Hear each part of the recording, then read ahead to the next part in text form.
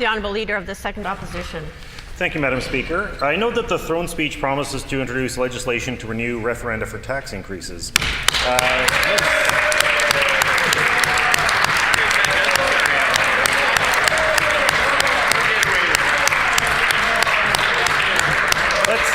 Let's set aside that this is a promise that was supposed to be delivered 2 years ago. Let's also set aside for a moment that the Premier lost a lawsuit over this case. But this government was going to introduce a carbon tax without a referendum. This government is also creating a fee of cannabis, introduced just today, and threatened a healthcare premium, which are both taxes by any other name.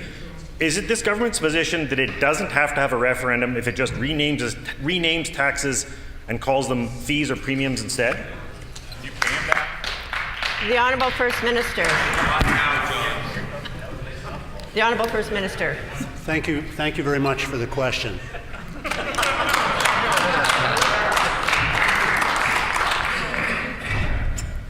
The referendum legislation, which was adopted in the 1990s and, although modified frequently by the NDP, retained its basic character, was designed to protect Manitobans from increases in three main types of tax: personal sales tax, personal income tax, and corporate tax. The member references a lawsuit. That lawsuit occurred when the NDP took their own legislation to court to try to invalidate it so they could bring in the PST without a referendum.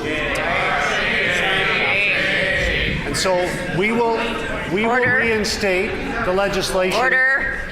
We will reinstate the legislation to give Manitobans the protections they deserve from tax increases which have occurred without their permission under the previous NDP government and are proposed under the federal Liberals as well without the permission of the people of Canada.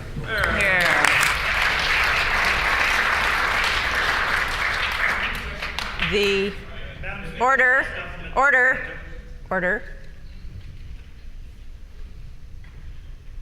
The Honourable Leader of the Second Opposition on a supplementary question.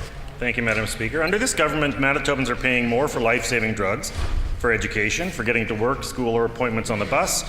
They're paying more in interest on public debt, and hydro rates are all going up. That's because when this government cuts, someone else has to pick up the tab. This government has cut some taxes, with the biggest cuts for those at the top. But since we're running a deficit, those tax cuts are all adding to the province's debt and will have to be paid back with interest. Some Manitobans have seen taxes go up. This government raised school property taxes for seniors. Recent graduates with student loans are also paying more in income tax.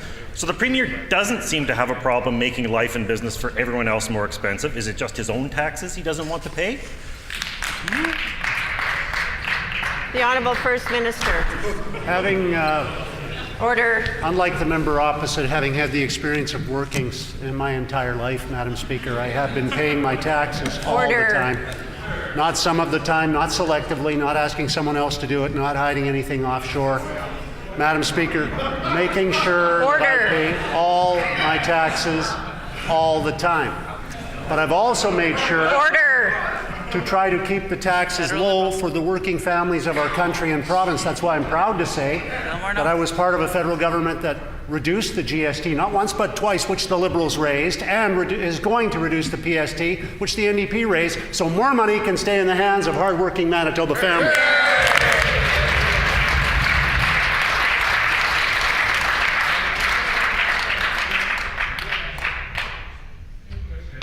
Order.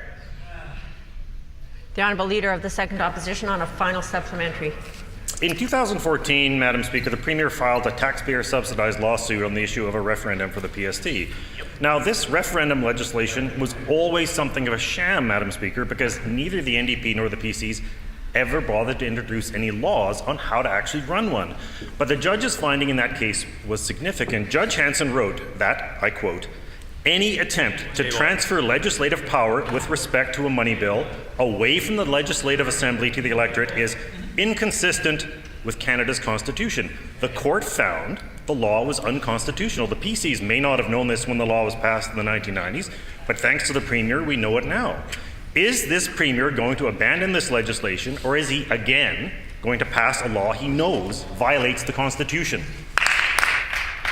The Honourable First Minister. Madam Speaker, if this government has a choice, and we have a choice to stand up for Manitobans or stand up for judge-made law, we'll stand up for Manitobans every single time.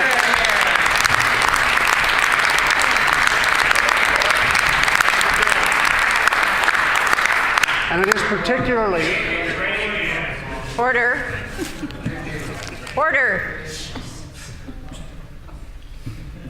The Honourable First Minister. thank you very much, Madam Speaker. It is particularly ironic that a member who has personally and now as leader of his party, who has consistently advocated for higher taxes, to try to object to a government and a premier and ministers and backbenchers who are all standing up for lower taxes. Madam Speaker, if he wants higher taxes, let him run on it. He seems to want to. We're going to run on lower taxes instead.